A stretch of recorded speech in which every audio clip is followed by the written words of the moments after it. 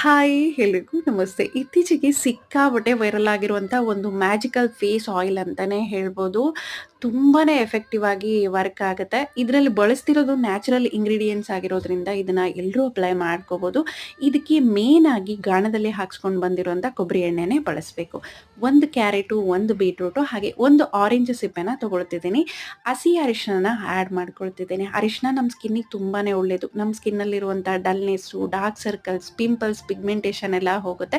ಒಂದು ಒಳ್ಳೆ ಗ್ಲೋ ಕೊಡುತ್ತೆ. ಹಾಗಾಗಿ ಇಲ್ಲಿ ರೋಸ್ ಪೆಟಲ್‌ನ ಆಡ್ ಮಾಡ್ಕೊಳ್ತಿದ್ದೀನಿ. ಇದನ್ನ 1 ಗಂಟೆವರೆಗೂ ಲೋ ಫ್ಲೇಮಲ್ಲಿನೇ ಕುದಿಸ್ಕೋಬೇಕು. ಕಲರ್ ಚೇಂಜ್ ಆಗಿ ಒಂದು ಒಳ್ಳೆ ಪರಿಮಳ ಬರುತ್ತೆ.